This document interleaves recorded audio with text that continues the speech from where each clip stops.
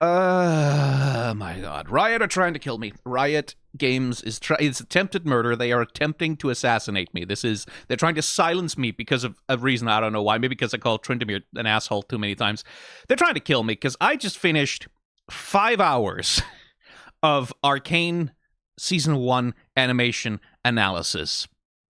And now, during the fucking World Semifinals bullshit, they have the audacity to drop a goddamn music video for Ambessa, which clearly ties into something that's happening in Season 2. And I'm not gonna fucking make a main channel video about this. I do not have the spoons. I don't have the energy for it. So it's gonna have to be a reaction video. Because, like, there's some interesting stuff going on in it. There's definitely some stuff I want to talk about. So, sure, reaction video. We'll do it this way. Oh, shit, I've forgotten to turn on my avatar. Ah, there we go. There I am. Say hello, by the way, Discord. You guys are on screen, interacting with everything that's happening right now. Anyway, League of Legends Arcane Ambessa. So the music video here is being pitched as, essentially, this is a glimpse into Ambessa's past. Oh, by the way, my avatar can do this. I can gesture now. Isn't that fun? It's being pitched as a look into Ambessa's past, and it's presumably something that's going to act as, I guess, a villain origin story. It sort of depends on how they're pushing her for Arcane Season 2. If she is going to be the main villain. She's definitely going to be invading Piltover, and it seems like in the trailers they've shown so far, it looks like she's the one that everyone's fighting at the very least, right? Like, it looks like Echo and Jinx and like Vi and everyone is like united in trying to fight off a Noxus invasion in the clips that we've seen. But like, trailers are deceptive, right? Like I've said this many times before, but Riot likes to lie with their fucking trailers. They like to lie to us. They like to fuck around with us. They like to pull shit and pretend like it's gonna be real and it's gonna be happening when in fact it absolutely fucking isn't. So who knows if Ambessa's gonna be the main villain? But this essentially is a bit of an origin story for her. And this is something they did with Season 1 as well. Like, if you remember the Enemy music video for Imagine Dragons did a bunch of the work of filling in the gaps of specifically Powder and Echo's friendship. And sort of trying to set up, oh, these were playmates. They loved each other as children. They were always hanging out with each other. They were always having a good time. With the little caveat and the little problem that, like, that meant that none of that actually got explained inside of the season itself, which is a bit of a problem. Something I've talked about before is, like, Arcane is so fucking dense and there's so much that there just isn't room for in the show, that the show itself occasionally feels a little thin. And the relationship between Powder and Echo is one of those things, because they don't have any scenes together in the show itself. And so this music video here, serving essentially as a bit of Ambessa's backstory, I feel like that's probably going to result in kind of the same thing, is that whatever information we get here, that's something that the show itself is just not going to bother elucidating on. Now, how important is any of this going to turn out to be? Who knows? Because I don't think most of what happens here is, as it were, canon to Arcane itself as such. Specifically, Ambessa dying on a battlefield, Wolf comes along, and this might literally kind of be Wolf as in the Kindred. Then we enter what's clearly some kind of mind space, right? Like, this is some kind of psychedelic mind space, which is where she gets teleported onto the rift, basically. And now she's, like, gonna have to have, like, a duel with whoever this Pantheon-ass guy is. And it is Pantheon, by the way. Specifically, that is Pantheon. Interspersed with what I think is actually memories. Like, this to me seems more plausible as, like, actual memories that she has. Whereas all of this stuff, this feels more like theater of the mind, sort of symbolically overcoming the force of death or whatever it may be. But it also seems to act as a bit of an explainer for how she got her scars, which is the other thing, right? This is where all of those fucking scars came from. So the question I have is the extent to which we have to read this as this is Ambessa's actual physical backstory, this is the actual thing that happened to her, and how much of it is going to be, oh, this is sort of thematic, sort of like in the space of the psychedelic mindscape, kind of her backstory, how she emotionally feels her backstory. Because one thing that should be noted is this shit, This is a skin line. This is Ambessa's launch skin line. It's going to be called Chosen of the Wolf. I think that was data mined out of it. So that's Ambessa, that's Swain, that's Katarina, and that's Pantheon are all going to get a skin that's in this style called Chosen of the Wolf, right? So this shit right here ain't canon, right? Because, like, that's not really Swain, that's not really Katarina, and then that's not really Pantheon either. So Ambessa, in the lore of Arcane, is not going to have had an actual duel with Pantheon. This is not something that's actually going to have happened to her. This is a sort of psychedelic brain vision she has on a battlefield as she's dying. Connected to the birth of her children, by the way. And then, like, that vision having passed, she's brought back to life, or she survives, pulls out the arrow, and lives to fight another day. That seems to be the storytelling of what's going on here, right? So let's take it from the top, and we can't listen to any of the music, of course, because that's a fast way to get copyright claimed all to hell. So let's not do that. Let's just look at the visuals, and it's Fortiche again, animating it, and good God. I wonder the extent, like, this is presumably a fluid simulation, right? But Fortiche are also very fond of touching up their animation, like their 3D animation with 2D effects. I have to imagine this is all generated. Like, this all has to be generated effects. It's like, there's no way in hell they have their animators animate the water effects over top of that by hand. Right? No way in hell. Absolutely not. Really gorgeous water simulation. Like, you can get away, like, because, like, if you're not trying to make the water realistic, right, which they clearly aren't, you can get away with, like, such an over-the-top bit of a water physics simulation that, like, if you tried to render this realistically, I'm sure it would look terrible, but because they're not doing that, well, there you go then, right? Like, that, then it gets to look, like, really lush and wild and vibrant and really powerful, actually. Let's have a look. So what I'm wondering is those arrows there. Again, this question of how much is canon and how much is not canon. Who were they fighting here, I wonder? Because, like, we're only really seeing dead Noxians on the ground, so whoever they were fighting, they seem to have lost pretty badly.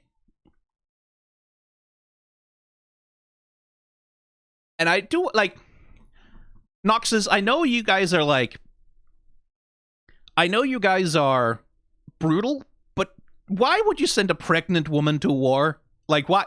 Like, that just seems like a bad idea on, like, a sort of logistics level, to have a pregnant person on the front lines. Or even in logistics. Like, pregnant people probably should not be in war fighting. I don't know why Ambessa is here when she's also pregnant at the same time. But I guess that's war.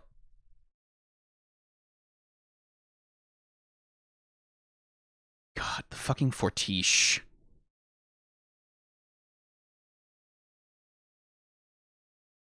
The composition, right? Like the layered, like the depth of the composition with, like, these layers giving, like, real sense of scope and space to the space, allowing for a place for the wolf to, like, wander out of, like that. Gorgeous. And I do like the body language on the wolf, because, like, the wolf is just kind of out for a walk, right? It's menacing, but it's not hunting, it's just kind of walking along, checking things out kind of vibe.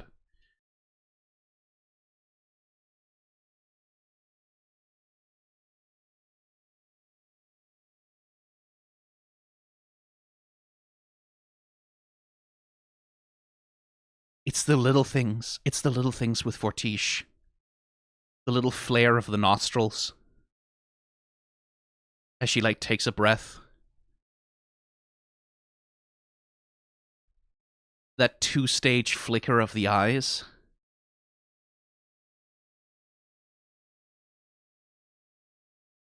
And again, like, her first thought being on the child that is in her, which I think is going to be a big part of her characterization. This is, again, the full 5-hour animation breakdown for the end of Season 1 has not come out on the main channel yet. I need to wait for a sponsor to approve the damn thing, and also it needs to be in early access for a bit, because that's what you get for supporting me on Patreon and stuff. But one of the things I bring up in that is that Mel And Ambessa to me specifically seems like she came to Piltover. She's pretending it's just for the Hextech weapons. It's definitely also for those. But a big part of the reason why she comes to Piltover after the death of Mel's brother is because she wants to protect her last remaining child. And that's something that seems to be borne out by the voice lines that we have for her in League of Legends. Now, we don't have all of them. Like, some of the voice lines are censored out because I guess they don't want to give it away. Spoilers for Arcane and things like that. She doesn't have a lot of reaction lines to Piltover and Zonite champions, which you would imagine that she ought to.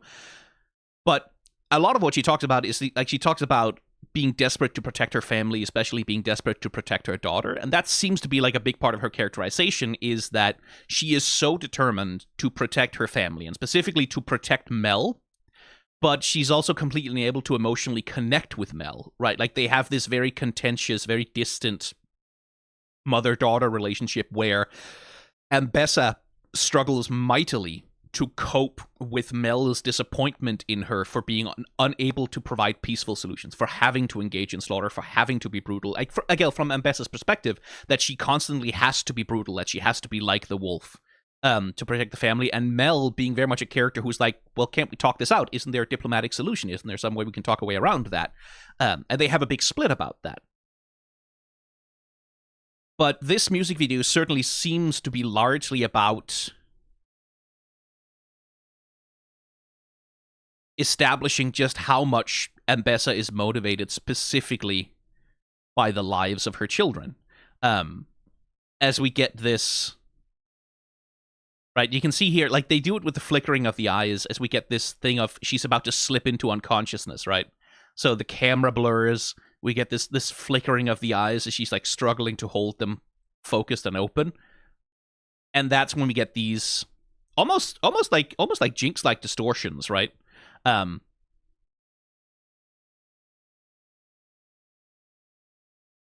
Like a little bit like the imagery they use for when Jinx has her psychoses, right? With her hallucinations. That then transitions into all of this swirling sort of I am being tested by death kind of vibe. Lots of gorgeous 2D animation from Fortitia's animators going on here.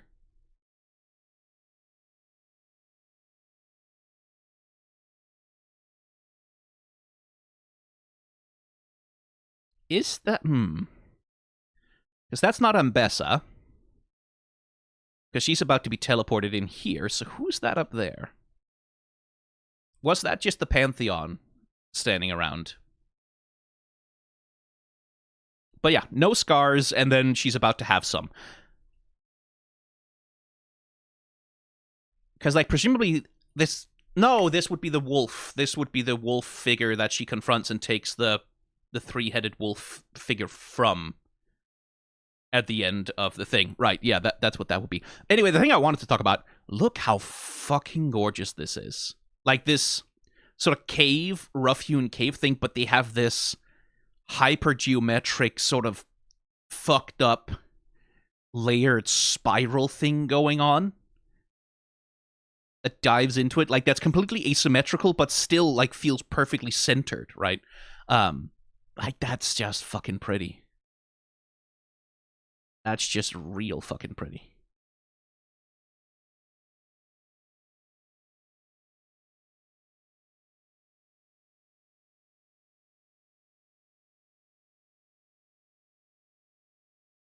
So this seems to be 2D animated, but then...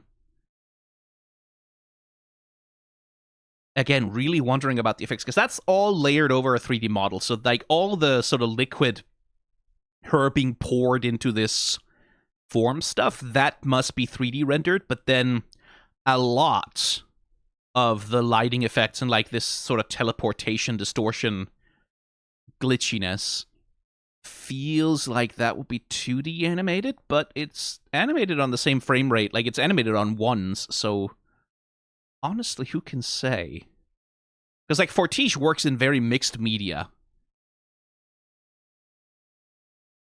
But the fucking texture painting they do on their characters, right? Like, because, like, a lot of what you see on Ambessa here, it's not just lighting that's like generated by a 3D software camera, right? Like this is a bunch of this shit is just painted onto her.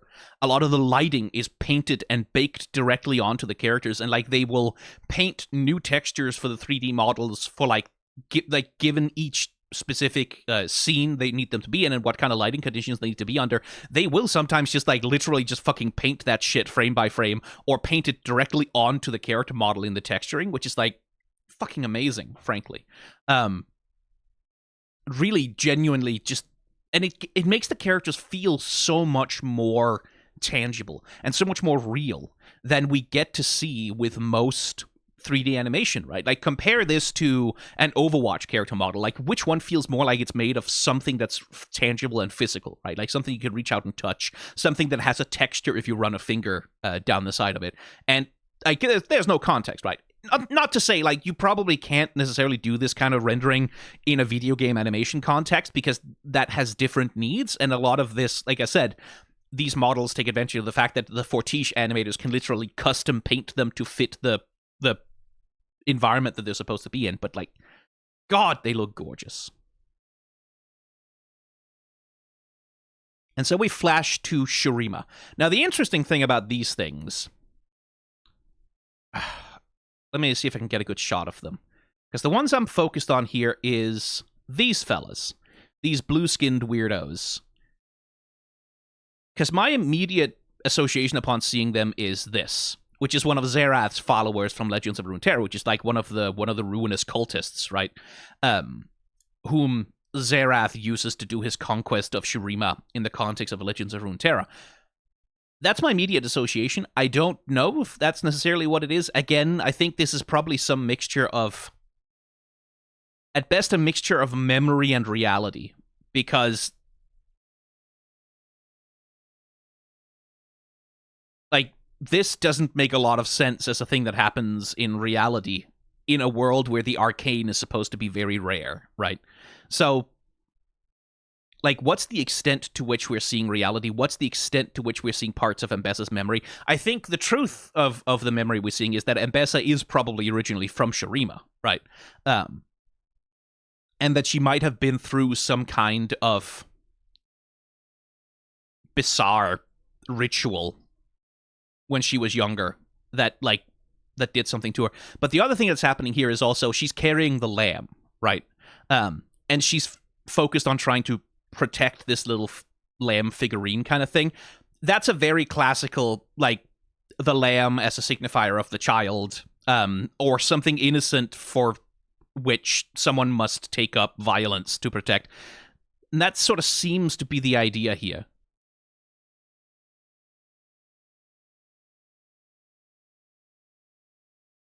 The other thing about Fortiche that I haven't talked enough about is the editors that they have working for them. Because, like, editing is half of filmmaking, right? Like you can shoot all the film you fucking want, but it's like if it doesn't come together in the edit, then it doesn't come together, right? Like if the editing isn't good, then it doesn't matter how good all the shots are. The film is shit, right? And this goes double, or this goes just the same for animation disciplines as well. Because like it doesn't matter how good your animators are if you don't have an editor who can put together the shots to create something that flows and reads, is not going to go anywhere. And it has the quality of a religious ritual, this, right? Like, it has the quality of some kind of ritualistic dance festival to honor something or other. Like, I've seen something similar reenacted, like the masked dancers who, like, each stand in for some part of a mythology. That's something I've seen reenacted in old pagan mythological rituals, right? So that feels like it has sort of the aspect of that, at the same time as being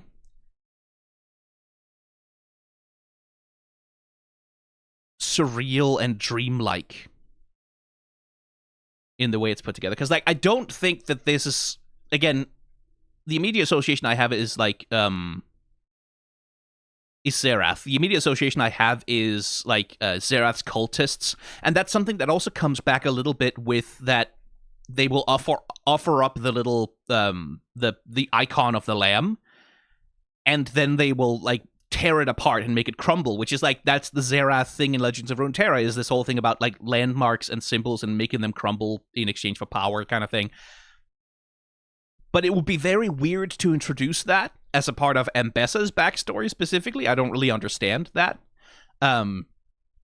Why they would do that. So this presumably has to be seen in the context just of itself and as a surreal dream vision that Ambessa is experiencing, where there's this promise that if she can overcome, then she can sit on the throne, hold a sword, be the matriarch, like this powerful defender, if she can overcome this challenge that's put before her. So like Ambessa's color here is blue. And then we get Pantheon over here, who's in red. And this is Pantheon. Like, let's not fuck around with it. This is Pantheon. Although again, not canon necessarily to what we can expect the lore to be in Arcane. Especially because also it's Pantheon with white hair for whatever reason. So it's if it is a Pantheon, it's definitely not Atreya's Pantheon. But again, it's a skin. Like this I will say this bothers me, this annoys me, because like this part of the music video, all of this Chosen of the Wolf nonsense seems so constructed to sell a skin line. Right? All of this part of the music video feels like Riot said, we want to sell a skin line with Ambessa. So, like, now this needs to include the things that are associated with the skin line, so we can sell the skin line for Ambessa. And it feels motivated by that, rather than motivated specifically by trying to do storytelling about who she is as a character and what she wants and where she comes from. It feels much more motivated by trying to make a skin line look as cool as fucking possible, and not so much about her personal character storytelling. Which is like, Not a fan. I'm not a fan of doing that. Because that feels like it's infringing on the artistic integrity of the thing itself quite badly. Right? Like, is a duel with Pantheon in her semi-dead mindscape, is that the best way to tell the story of Ambessa developing, like, the determination to overcome death for the sake of her children? I don't know. Like, I feel like without the sort of mandate to make a skin line look cool so we can sell it, maybe there'd be a better way to do that. Maybe there'd be a more interesting way to put that together. But we gotta sell a skin line, so you better put some fucking gold on them. Which is the other thing, the fucking gold. I am so fucking tired of gold in League of Legends skin lines. It's gold. Every single goddamn thing in Wild Rift has gold on it. Like, you put something in Wild Rift, oh, you gotta put gold on it, because apparently that's the price of entry to Wild Rift, and it's bleeding over into League of Legends skins really badly as well. It's just gold, gold, gold, gold, gold, gold, gold, as though gold is the only thing that means power, or means glory, or the only thing that feels like, and it feels so much like it's just exclusively about, oh, this needs to look expensive, right? This needs to look like it's worth money, so put gold on it. Lots of gold. Just fucking gold on everything. It's so tedious. And here, it's one of those things of like, okay, in relation to Mel specifically, right? In relation to Ambessa and Mel, gold is the color of Mel. It's the color of her daughter. Within the visual language of Arcane, gold is Mel's color, whereas Ambessa's color is red. Ambessa's color is red and black, like the Noxian colors. Mel's color is gold and white. So bringing out the gold and like this bright light here in this mind space, like, am I supposed to connect this to Mel then? Is this supposed to have something to do with her relationship to her daughter in some way? Or is it because in League of Legends skin lines, you gotta slap gold on every fucking thing in order to sell it for expensive monies? I don't know. I can't trust that the visual language of this fucking thing is motivated by storytelling and not by the commercial needs of Riot video game bullshit, right? It's very annoying.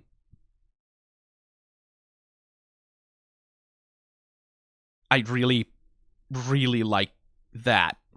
Like the putting the masks together to make the single face.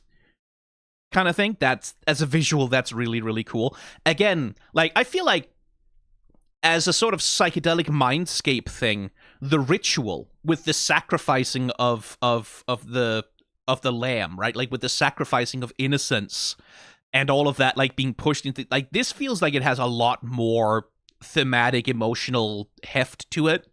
Like it has a lot more storytelling to do than a punch fight with Pantheon in like the fake Worlds tournament or whatever the fuck it is. And it's well animated. Like it looks great. Like the duel she has with Pantheon, like it's clearly like, to start with, she's just not landing a hit and she's taking some real bad punches back and getting scarred in the over the course of dealing with that. But it's like, this just seems so much more interesting visually also, rather than a couple of gold-plated people having a slap fight, right? Frustrating. It's frustrating is what it is. Because, like, look at the way they've rendered the dresses on these ladies. Like, the use of this pitch black and pure white, like the lamb and the wolf kind of thing that they're bringing in.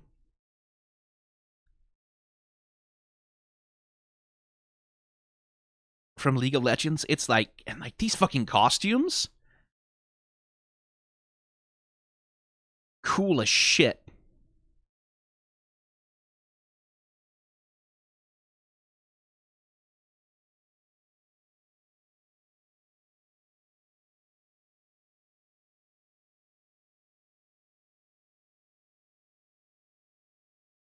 Again, this to me, these patterns of holes, that to me looks like the same sort of patterns of holes and patterns of things that we saw on the Hex Orb thing that was shown in the trailers, which is like the final evolution of the Hex Core, I suppose. This feels like that imagery as well, which points towards the Arcane, right? Which makes me wonder, what is Ambessa's experience with the Arcane then? Again, like, is this an actual memory of her participating in some kind of ritual to draw power from the Arcane from her past? Or is it purely meant to be symbolic, like that she's offering up innocence, that she's sacrificing innocence to something in exchange for strength?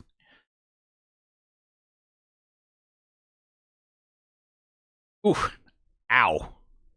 I mean, getting a headbutt is nasty at the best of times, but then a headbutt with that thing on his head? Whew.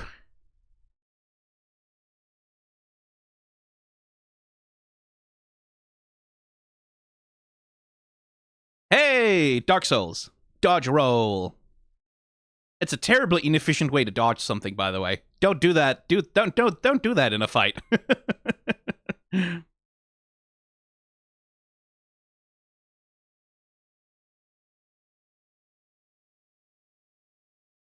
Ooh. Ow.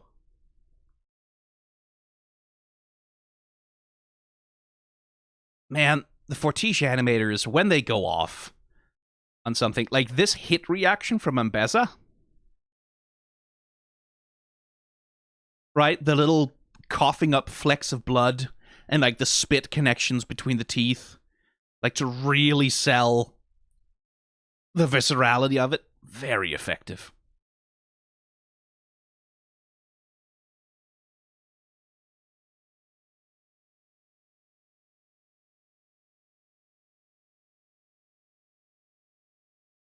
A child holding innocence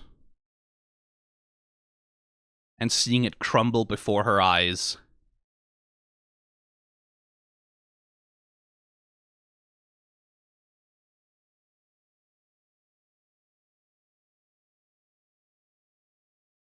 And now we get back again to the more interesting imagery, because say hello to Wolf, I think.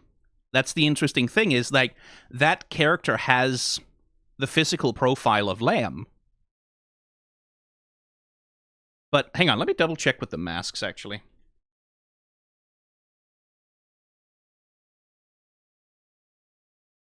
But yeah, that's Wolf's mask.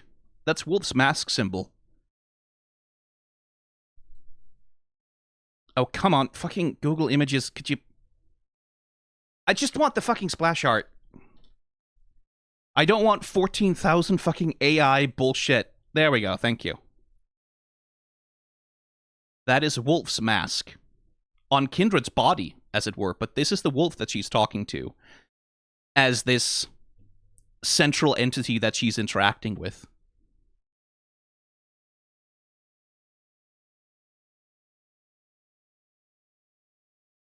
And the lamb is being sacrificed to it, which is interesting because, like, again, how much of the main League of Legends canon are they bringing in here? How much of the main League of Legends thematic canon are they bringing in here? Because in the main League of Legends thematic canon, the lamb represents the quiet acceptance of death, the dignified acceptance of death, right? Like that when it is your time to go, the lamb will shoot its arrow and you will die painlessly and peacefully and pass on to the other side. If you choose to resist, if you choose to fight, then the wolf comes for you and chases you down and you still die. Like there's no resistance, it's just another way to go. And the Noxians, of course, revere the wolf as a death god because they all want to die fighting, right? Like that's sort of their sort of suicidal death cult thing that they've got going on in their warrior culture. So that we have here like this sacrifice of the lamb to the wolf, and clearly this is being portrayed as an exchange of power, right? As Ambessa is walking up and she sees the sword and the throne in front of her, and then there's this offer, right? Give up your innocence, sacrifice the idea of peace and the idea of a peaceful death, and in return you can have power, right? In return, you can be a matriarch. In return, you can be powerful. In return, you can be Ambessa Medarda, essentially. Which then comes back to the ritual thing. It's like, again, how much of this is supposed to be literal? How much of this is supposed to be the emotional memory of... Good lord.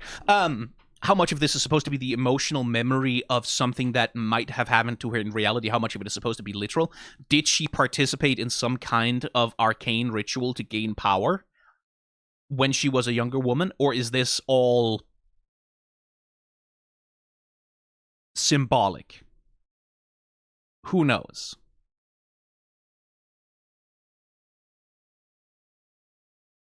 The fucking character design on the wolf figure, too. God fucking damn it, this is going to be a skin, too, isn't it? It's going to be a Kindred skin where now we have the wolf Kindred. Like, that would be a cool skin, I will say. Like, that... But I hope that's not why it looks this way.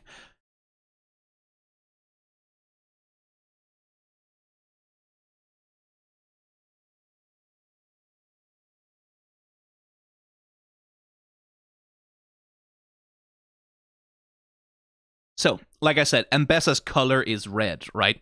So here, when she grasps the wolf, we see blue, which I guess in this context would be associated with Kindred, or with Lamb, and with Innocence, being stripped away from her, and red instead then emerges as her primary color.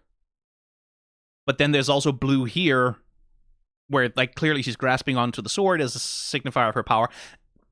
Again, is the color symbology being employed in this music video as a very intentional reflection of League of Legends, or is it supposed to be connected to Arcane? Or is it just connected to that fucking skin line, right? Is Ambessa transforming into red here specifically because it's the colors of Noxus? And is blue supposed to be the color of the Kindred? Because gold is Mel's color, primarily. So is that connected to her? Because that seems to be the implication of these shots where, like, we see the light flashing across the golden mask, and then Mel in the womb, or presumably Mel, but Mel isn't her firstborn. Her firstborn, well, maybe her son was already born at this point. Who knows? But the child now has, like, this blue hue associated with them.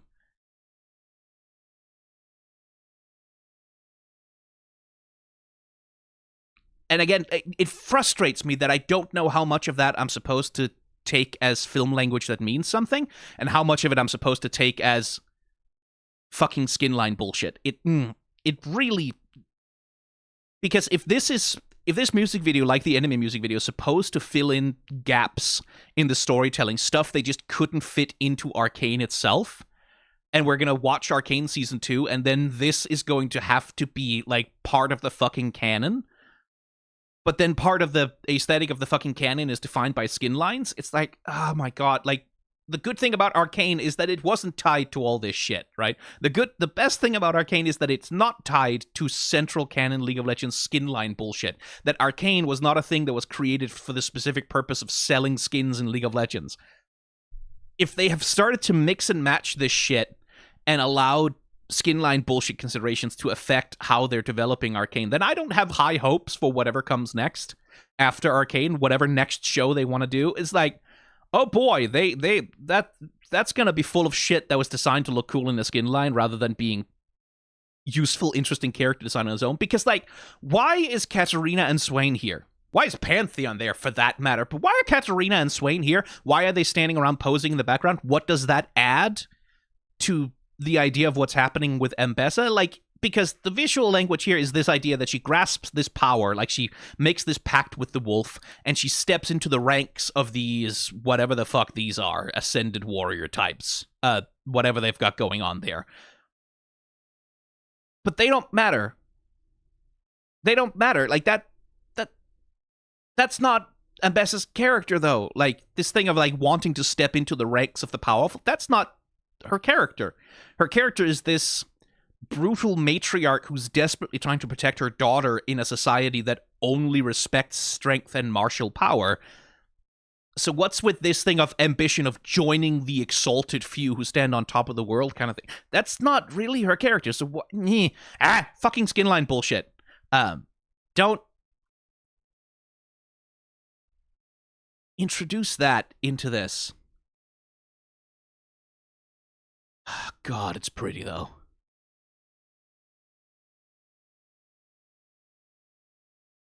Like, especially, like, the play they do with light here, right? Where the Kindred figure is practically invisible in the shadows, and then we get these little pulses of red light illuminating the figure.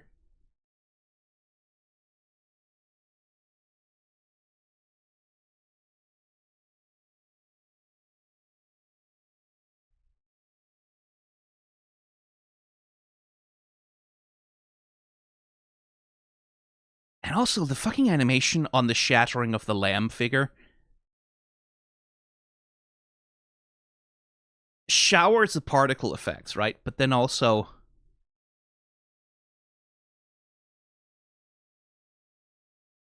like, these little streaks of light piercing it like arrows.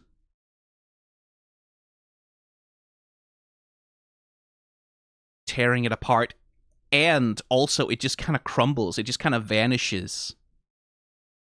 And shrinks into dust. So it's this mix of a sense of physical impact, and then it just diminishes. Like that. It looks so striking. Like, it's such a gorgeous... It's such a gorgeous way to deconstruct a thing in that way.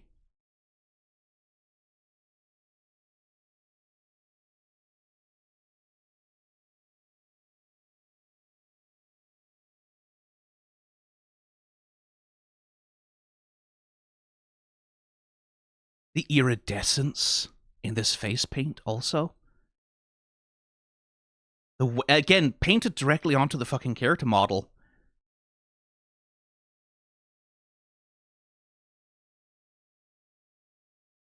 Look how gorgeously that shines.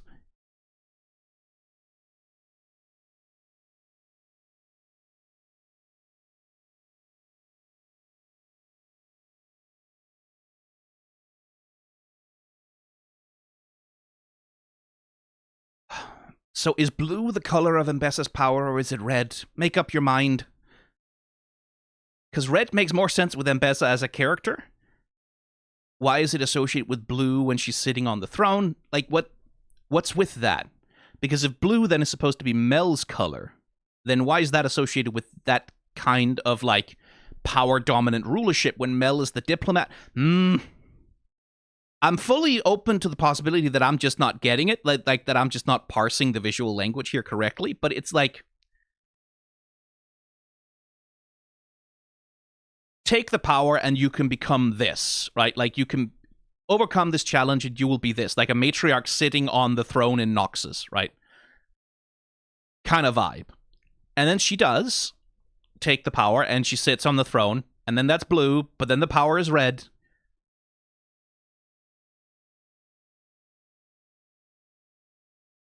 And the blue figure has nothing to do with like the actual design of the ascended version of her or whatever it is. It's like, if the idea is she has passed her innocence down to Mel, or that Mel is like the last bit of innocence that she carries, it's like this blue, then this blue should be connected to Mel in some way. Is it a dream of having Mel sit upon the throne? Like, I really... And again, I wouldn't be so paranoid about what means what if I could just trust that the visual language here hasn't been, like, interfered with by skinline bullshit. If I could just trust that it wasn't some motherfucker saying, hey, we need to sell another $40,000 billion in skins next year, so slap that shit into Arcane as fast as possible.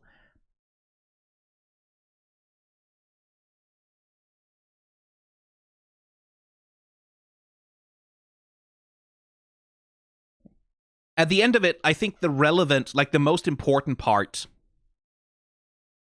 is not so much all of this dream imagery that happens in the in-between. I think it's mostly designed to be vague and surreal and dismissible in the sense of like, yeah, like this isn't important, you don't have to understand it, like it's not really gonna affect anything whether you understand it or not. And the important thing is, as she makes this deal with death, essentially, as she like makes this vow to grasp power through brutality, she feels a child in her womb, and that is the thing that ultimately gives her the strength to awake from whatever liminal space between life and death she's in, see death walk away, pull the arrow out, which, by the way, you also shouldn't do. If you have a piercing wound from an arrow, leave that motherfucker in there until you can get medical attention, because that's the fastest way to bleed out, is to remove it. Don't do that. But, again, we're not talking about realism here. We're talking about the symbolic thing of being able to overcome this lethal injury with the strength of dedication to her family. And then we also get to see, like, the little ring on her finger, which, like, the symbol of the Medarda family kind of thing, at the hand that grasps the arrow that pulls it out. Like, she inflicts this brutality upon herself in the name of survival. And then, having pulled the arrow out, of course, she's gonna start regenerating her health immediately so she can stand up and walk home. That's how it works. If you have something stuck in you with a wound, you pull it out and your HP just starts regenerating. It's like getting to cover in Call of Duty. You just wait until the red around the corner of your vision goes away, and then sit down behind a low wall for a bit, and then like you're gonna be fine. You can just walk home. Doesn't really matter how many bullet wounds you took.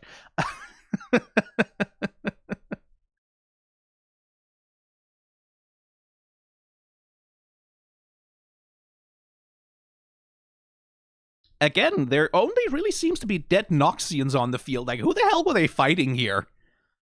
Presumably Ionians. Like, if this is supposed to take place anywhere canonical, it ought to be the invasion of Ionia, since that's the only sort of major, like, I get, like, Noxus canonically at the current point in the lore has wars going on.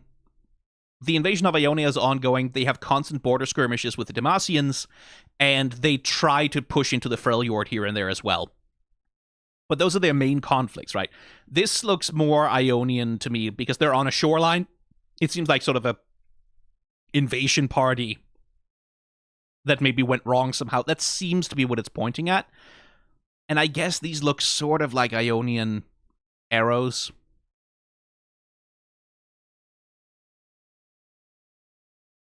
But yeah, like, that's the other thing, is like, if this is so, then Like, we get all of the Shuriman imagery, but all of this shit, this is Targon imagery, primarily, right? Like, not just because Pantheon is there, but because of all of the gold and all of this, like, angular sort of grand architecture shit. That's sort of very Targon, even if the colors of Targon are absolutely not gold and red. I don't know. But yeah, this seems to be constructed as essentially this is the backstory of how Ambessa got her scars, essentially. Dramatized in sort of like, but that she has fought and fought and fought and clawed her way through pain and death over and over and over again, all in an effort to try and protect innocence, right? Sacrificing her own innocence, I guess, to protect the innocence of her children. Except, again, that kind of doesn't make a lot of sense to me because Ambessa has not at any point tried to protect the innocence of her children. Like, that's one of the major scenes we see with her and Mel in Arcane Season 1 is, like, Ambessa like, hey, girl, let's stand in this throne room and then I'm gonna let you watch me cut the head off someone and see her die. Like, I'm gonna execute someone right in front of you. And that's not protecting someone's fucking innocence, right? Like, Ambessa has, if anything, tried to push her children to surrender their innocence as fast as possible because that's the only way she knows how to protect them. Like, that's the only way she knows how to make them strong in her mind. She's wrong about that, but that's so the idea that it's about transferring and protecting the innocence of her children by giving up her innocence to the wolf, again, kind of doesn't really make sense to me as a point of characterization, because Ambessa doesn't seem to care that much about the innocence of her children so much about she cares about their survival, right? She wants them to not die, first and foremost. Whether or not they get to retain innocence through that is, like, not important to her, as far as I can tell. At least, like, going by her character. God, it's gorgeous, though. Like, just fucking every frame of fucking wallpaper, right? Like, it is such, like, Fortiche, man. That's another thing, by the way. Like, when we first get to the ritual imagery here, fucking motion blur everywhere, but, like, look at the swoops and curves in the background of, like, that sandstone rock that they're winding through. Look at the way they've rendered the layers and, like, the striation.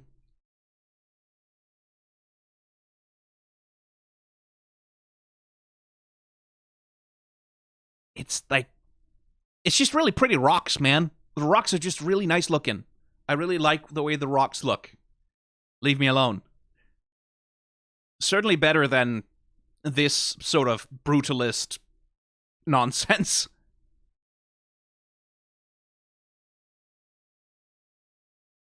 Like, again, my personal wish is, like, I would have liked the music video to spend a lot more time here and a lot less time promoting a skin line. Like, if we could have spent some time here with this shit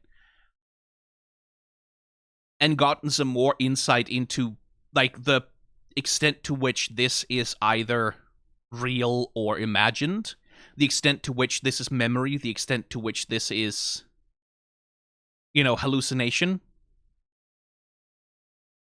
Like, is this some kind of malformed half memory of some kind of cultural ritual she took part in as a child that has, like, transplanted itself into her psyche as, like, as this fever dream that her mind refers back to now that she's dying? Again, Fortiche, you can trust them to be good at shit. Look at this. The fucking reflection of Ambessa in the shield. What a great little visual.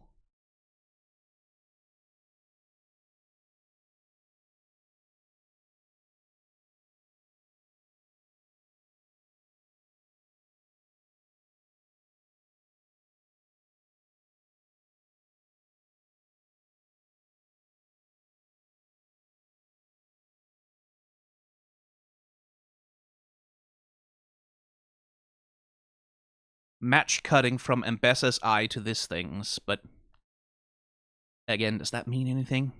Who knows?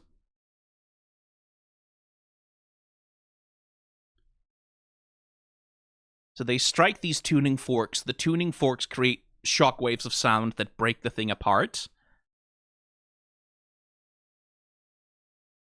Again, that feels so Zerath-coded in some way. But, like, surely they're not going to introduce the idea of Zerath to Arcane. Like, there's no way in hell.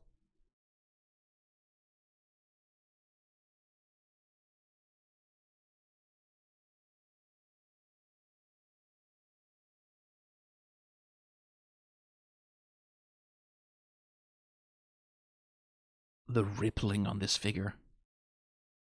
Like, that's such a cool way, right? Like, the way that, like, the light ripples apart from the figure themselves. That sort of makes them shimmer and waver like they're made of water or something like that. What a cool way to make a character look otherworldly.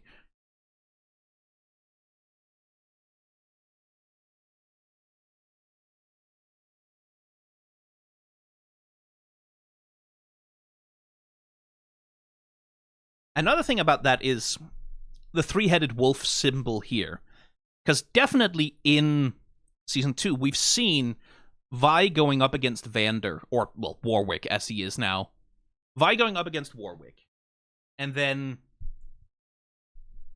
her being associated with the signifier of the two wolves, like the two-headed wolf or the two-headed hound, Cerberus kind of thing, is like, okay, so are we doing some synergy between the different kinds of...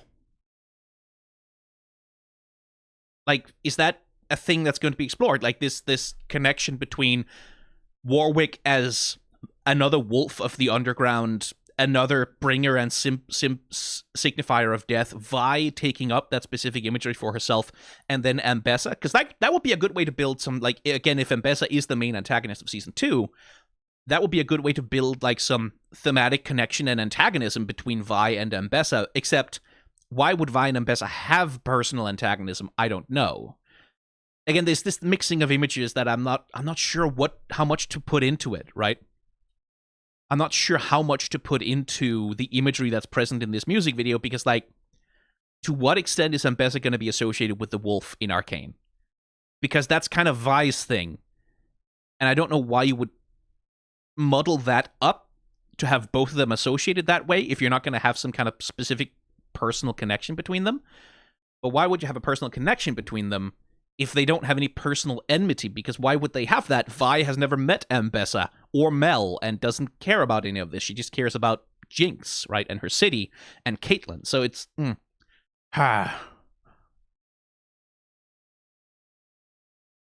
Yeah, I just wish I could trust this music video more. I wish I could trust it to not primarily be a commercial for skins. I wish I could trust it to primarily be an exercise in narrative, and I can't, and it pisses me off. I guess we'll know once we see Arcane Season 2. Like, once I've seen Season 2, I'll be able to go back to this, and I'll be able to sort of go, oh, okay, like, this is gesturing towards that, this is gesturing towards this thing.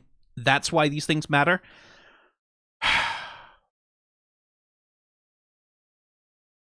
At least it's pretty.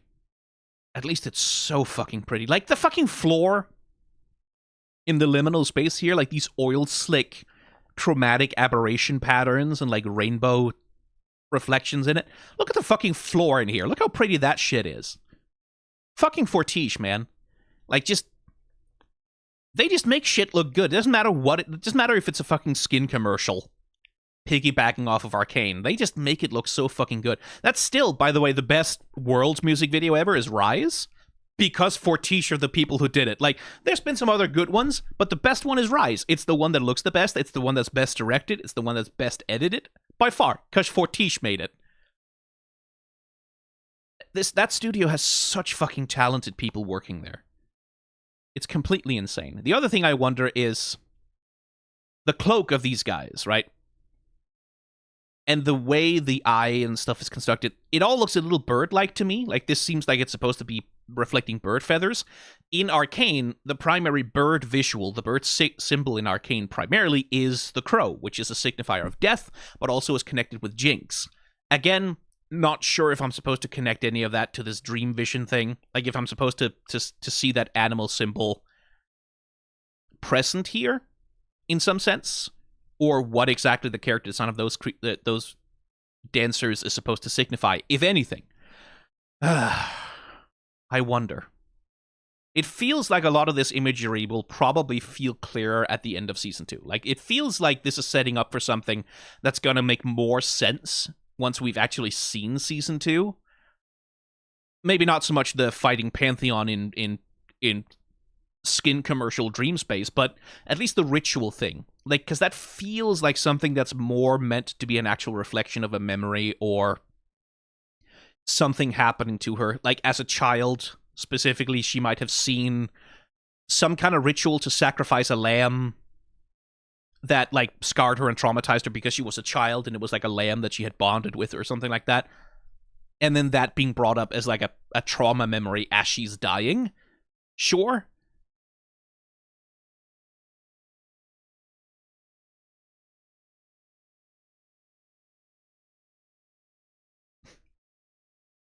Right, and for her, that being specifically connected with the death of her innocence and the sacrifice of her innocence in the name of protecting others, which would make this kind of a death scream, right? Like a religious ecstasy, but also kind of a death scream for her own innocence kind of thing, I guess. But then why is this blue when that's red, and then the child in her tummy is blue, and then she's red? Like, him. God damn it. Fucking skin bullshit. Anyway, she's going Super Saiyan. That's cool. Fucking Fortiche animators. Like, all of this light show shit. I mean, it's probably a mix of 2D and 3D, but a lot of that looks like it's hand-painted over her figure.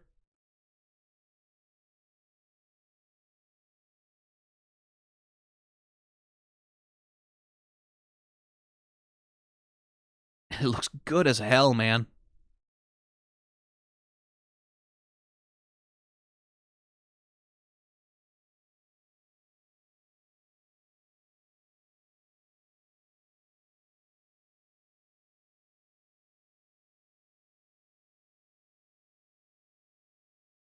This shot.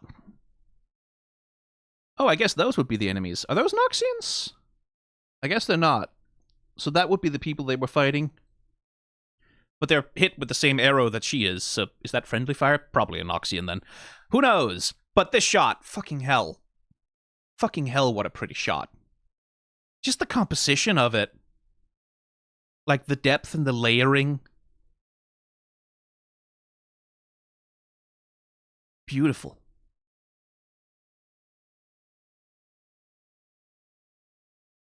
Again, seriously, especially if it's an arrow that has like a broadhead on it, don't pull that out of your... Leave it in there. It's plugging up the wound and stopping a lot of the bleeding. Just don't do that.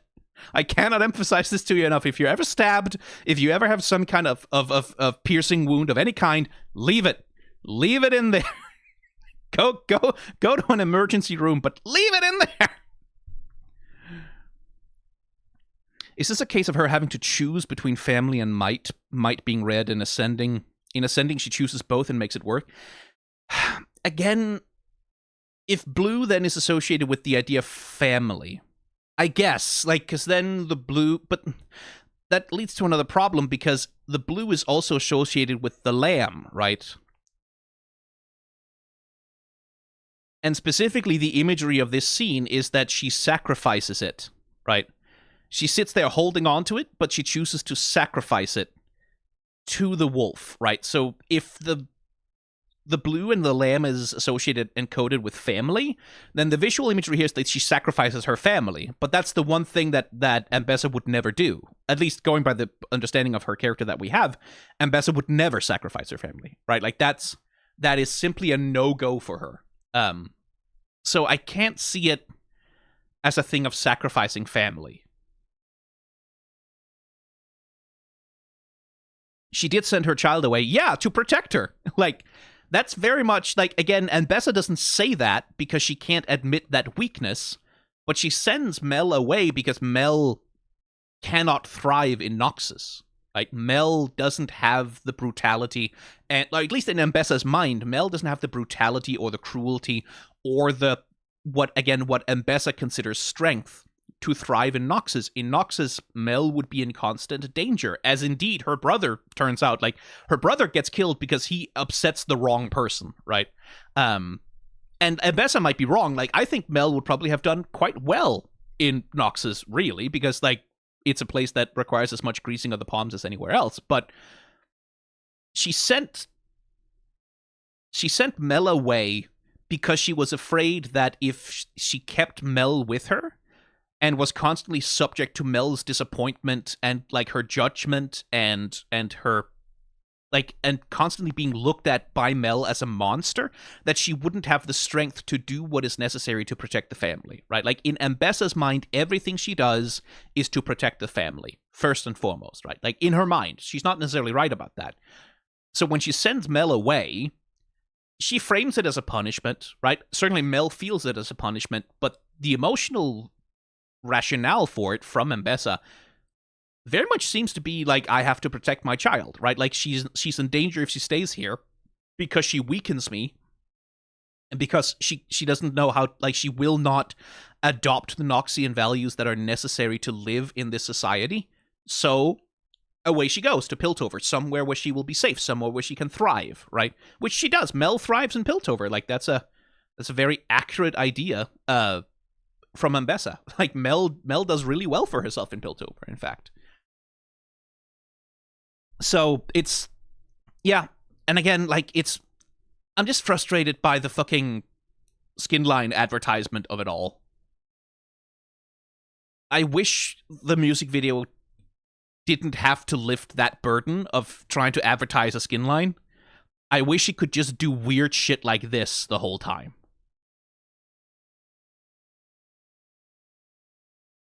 And we could focus on we could just watch this the whole time. Just this. If the whole music video was like this, that would be good. It would be good if the whole music video was just this. What? Sorry, I didn't say anything.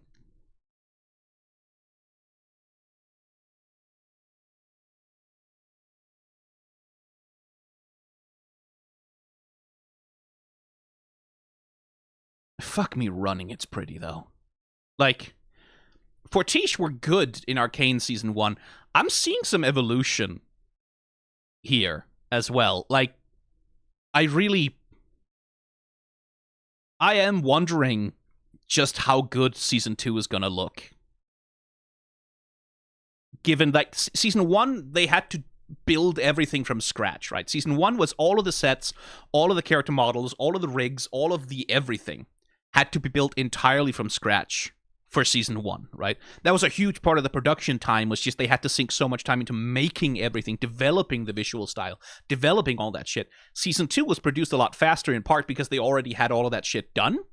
But that also means they've had more time to polish things. They've had more time to, like, add extra features, extra polish, make shit look even better. I'm genuinely very excited to see how pretty Season 2 is going to look at the end of it, with the benefit of having so much more time and so many more resources probably to work with to make it look as good as possible. It's, I'm gonna have to spend some time with Season 2 as well, aren't I? God. Couple of weeks now. Couple of weeks, that's all. Then we get to see it. In the meantime,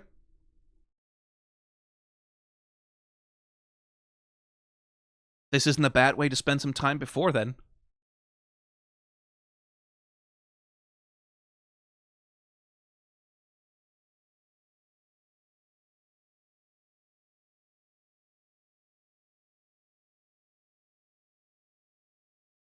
God, it looks good.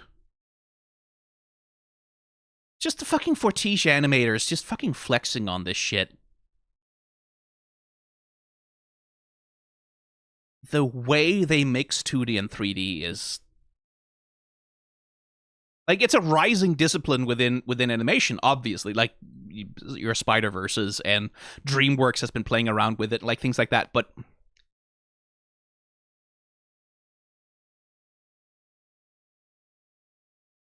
the way Fortiche does it has, like, a special vibe.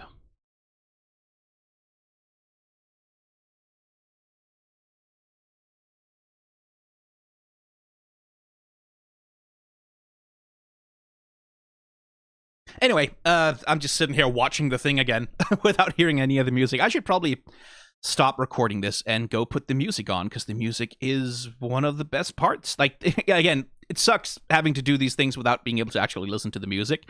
So I think I'm gonna go do that now. Anyway, watch my 5-hour Arcane animation breakdown when it comes out on the main channel, please. I spent some time on it. A lot of time, truly so much time, and I'm half dead right now.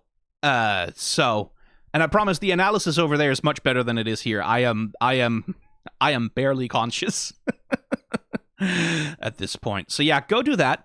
And now go to hell. I love you. Bye.